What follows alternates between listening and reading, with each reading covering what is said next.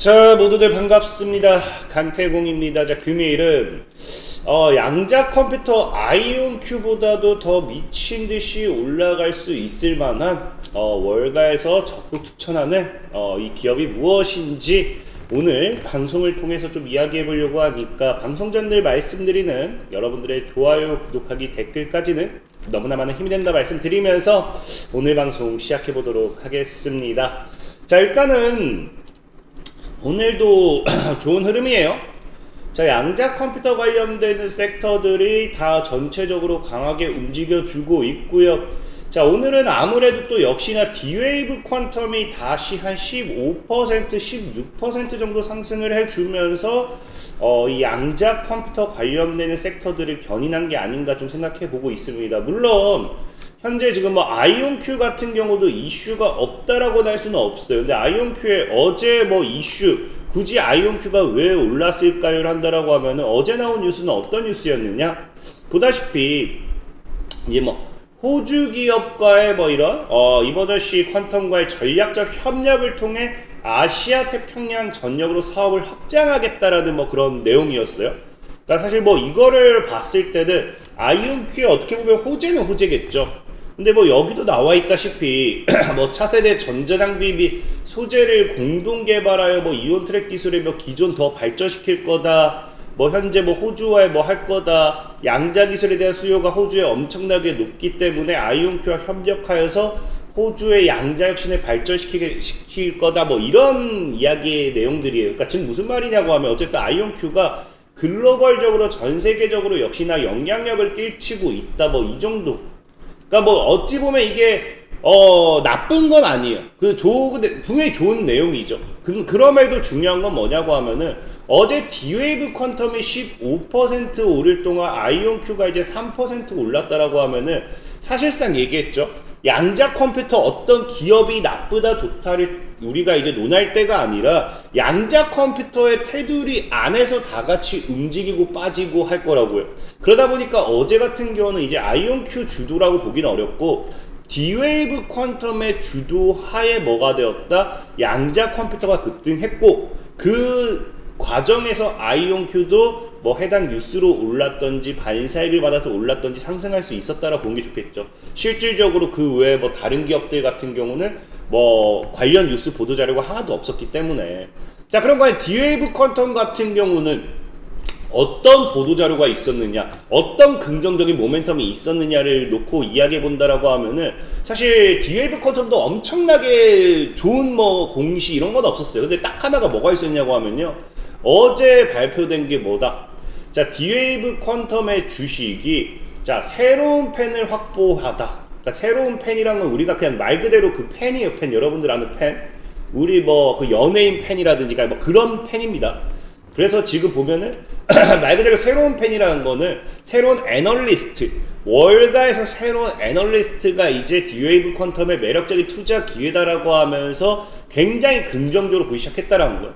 그러면서 보다시피 캐나코드 제뉴이티라고 해가지고 이 기업이 급성장하는 산업의 주식을 추천하는 최신 기업으로서 뭐가 되었다? D-Wave 퀀텀을 추천하고 있다는 거예요.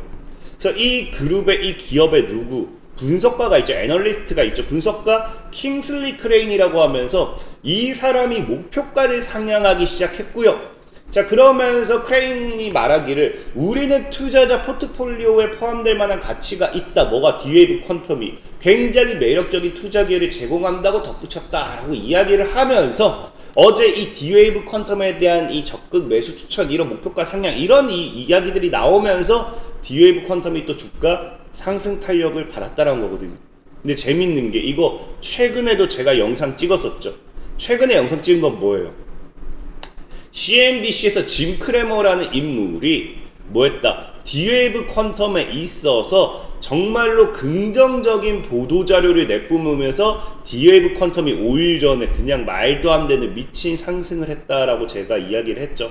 그러니까 최근 재밌는 게 뭐냐고 하면은 이 D-Wave 퀀텀이라는 기업이 이게 이 D-Wave 퀀텀이라는 기업 자체에 뭐다? 모멘텀, 그러니까 뭐 디에이브 퀀텀이 과거 뭐 어드밴티지처럼 뭐 어드밴티지 2를 뭐 출시하면서 상용화에 임박했어요, 뭐 했어요 이런 모멘텀보다는 최근에는 월가에서 어느 정도 영향력이 있는 인물들이 이 기업을 매수해야 된다라는 적극 추천 보도가 나오기 시작한다는 거죠. 그러니까 뭐 쉽게 얘기하면 우리가 예전에 그냥 2차 전지로 치면 우리나라 치면 배터리 아저씨 있죠, 배터리 아저씨. 배터리 아저씨가 뭐 매수해야 된다라고 하면 갑자기 그거 그날 다음날 뭐 갭 뜨고 그랬어요. 그런 것처럼 지금 최근에 이제 월가에서 영향력이 좀 있는 인물들이 뭐 하기 시작했다. 이 디웨이브 퀀텀에 대한 매수 추천, 적극 매수 추천과 목표가 상향, 이게 사실상은 뭐다? 디웨이브 퀀텀의 유일한 호재이지 않을까 좀 생각을 해보고 있어요. 실질적으로 이제 이 제뉴이티라는 이런 캐나코드 제뉴이티라는 그룹 같은 경우가 영향력이 없지 않는 게 뭐냐고 하면은 당시에도 이제 글로벌 어나더 오브 2024 해가지고 2024년도에 이제 4위를 기록할 만큼 전 세계에 영향력을 끼치는, 전 세계에서 4위를 기록할 만큼 어느 정도 영향력이 있는 그런 이 그룹이다 보고 있고요. 실질적인 킹슬리 크레인 같은 경우가 지금 보면 알겠지만 이 캐나코드 제뉴이티라는 이 부분에 있어서 이 수석 애널리스트로 2022년도에 합류하긴 했어요. 다만 이 사람의 경력이 장이 아니에요. 그전에도 다양한 분야에서 경력을 쌓고 2022년도에 합류를 했습니다. 그러면서 이 사람 같은 경우가 왜 또 우리가 인지도를 무시할 수 없느냐를 놓고 본다라고 하면은, 자, 글로벌 애널리스트 리서치 성과를 평가하는 플랫폼이라고 있어요. 스탁 애널리시스라고 해가지고. 근데 여기서 킹슬리 크레인이라는 사람이 물론 상위 1%면 좋겠죠. 상위 1%면 좋겠지만 이 애널리스트 중에서 전 세계 글로벌 애널리스트를 모아놓고 평가하는 플랫폼에서 그래서 어느 정도의 인지도냐? 상위 약 20%라는 거죠. 20%. 그러니까 100명이 있으면 20등이라는 거, 1000명이 있으면 200등이라는 거, 10,000명이 있으면 2,000, 이렇게 하니까 꽤 높아 보이진 않은 것 같아요. 어쨌든 그래도 전 세계 글로벌적으로 20%라고 하면 어느 정도 영향력은 있다라 봅니다. 그래서 성과를 내며 특히 기술 섹터 내에서의 전문성과 신뢰도를 입증했다라는 거겠죠. 그래서 지금 어느 정도 인지도가 있는 사람들이 최근에 디웨이브 퀀텀에 대한 적극적인 매수 추천이 나오고 있다라는 게 아무래도 무언가가 터지더라도 터지지 않을까라는 의심을 할 수밖에 없는 좀 부분이지 않나 좀 생각해보고 있고요. 자, 그리고 이제 어쨌든 그래서 그런 관점에서 봤을 때 킹슬리 크레인이라는 사람이 왜 이 분야에 있어서 디웨이브 퀀텀을 적극적으로 매수하느냐, 추천을 하느냐를 봤더니 뭐 때문이다.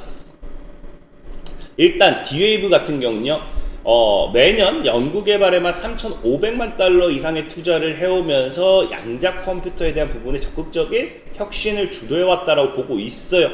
그러면서 디웨이브 퀀텀의 양자 어닐링 시스템에 대해서 굉장히 긍정적인 평가를 하죠.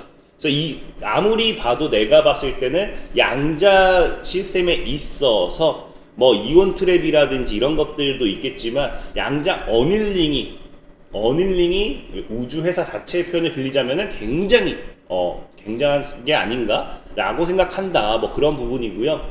그러다 보니까 뭐 어째 제일 중요한 거는 회사가 연구 개발을 통해서 양자 어닐링이라는 기술을 적극적으로 발전시켜 왔고, 여기 중요한 건 뭐다? 회사의 광범위한 고객 그러니까 한마디로 고객을 통해 가지고 뭐 한다? 그 대가로 돈을 받으면서 이미 실적도 내고 있다라는 거예요. 실적도.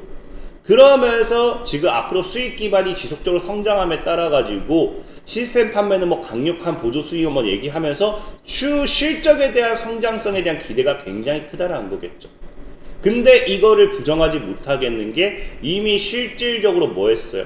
과거 1분기에 예상 1,050만 달러를 예상했는데 그보다 50% 이상의 분기 매출을 기록하면서 실적도 어느 정도 받쳐주고 있다를 입증을 했었죠. 그리고 제일 중요한 8월이 기대되는 이유는 사실 디웨이브 퀀텀뿐만 아니에요. 아마 8월 이후에는 양자 컴퓨터들이 상방으로 크게 치고 올라갈 수 있는 모멘텀이 될 수도 있지 않나 생각하는 게 뭐냐고 하면은, 디웨이브 퀀텀의 또 2분기 실적 발표가 8월 6일로 일단 예정은 되어 있습니다. 그래서 8월 달에 아마 디웨이브 퀀텀 또 추가적인 실적 발표가 나오면서 여기에서 또 엄청난 성장 탄력을 또 우리가 노려볼 수 있겠죠. 근데 이게 뭐 디웨이브 퀀텀뿐만 아니라 여러분들 알다시피 최근에 아이온큐 같은 경우도 이미 8월 6일에 실적 발표를 하겠다고 공시를 해놓은 상태고요. 리게티 컴퓨팅 같은 경우도 어제 발표가 나왔지만 8월 12일에 2분기 재무 결과를 발표하겠다 했어요. 그러니까 지금 양자 컴퓨터 관련되는 기업들이 어쨌든 8월 달에 전체적으로 실적 발표 모멘텀이 나오기 시작해요. 그럼 여기서 실적이 안 좋게 나왔다고 해서 끝은 아니에요. 왜? 양자 컴퓨터는 제가 늘 얘기했지만 테마로 가기 때문에. 다만 실적이 받쳐진다라는 건 이제 뭐다? 상용화가 이제 진짜 임박했다를 나타내는 거기 때문에 거기에 대한 기대감을 좀 더 크게 볼 수 있는 거고, 중요한 건 뭐예요? 이 리게팅 컴퓨팅 뿐만 아니라 어쨌든 이 실적이 나왔을 때 여기 실적이 굉장히 급격하게 증가하는 기업이 아무래도 그 사이에 양자 컴퓨터를 주도하는 섹터가 될 확률이 높겠죠. 그 주도를 한다라는 거지 실적이 안 좋은 기업은 떨어진다는 건 아니에요. 지금 오늘도 봤던 것처럼 디웨이브 퀀텀이 만약에 실적이 엄청 좋게 나와가지고 올라간다. 그럼 다른 애들도 뭐 4%, 5% 꾸준하게 우상향할 거예요. 그래서 양자 컴퓨터 관련되어 있는 애들은 8월달 실적 발표 어떤 기업이 스타트를 끊어주느냐가 좀 이제 주목이 되지 않을까 좀 생각해보고 있고, 특히나 디웨이브 퀀텀 같은 경우는 지금 다시 한번 또 신고가 패턴에 대한 기대가 나오고 있어요. 저항대를 완전히 양봉으로 뚫어버렸죠. 그래서 지금이 $20를 크게 벗어나지 않는다라고 하면은 신고가 패턴에 대한 기대도 있기 때문에 또다시 양자 컴퓨터 섹터의 강한 상승 랠리를 가지고 오지 않을까 좀 생각해보면서 이 양자 컴퓨터가 있는 섹터들 전체적으로 잘 들고 가시면 좋을 것 같다 말씀드리면서 오늘 방송 마무리하도록 하겠습니다. 자, 지금까지 강태공이었고요. 여러분들 좋아요, 구독하기, 댓글까지는 너무나 많은 힘이 된다 말씀드리면서 자, 모두들 안녕.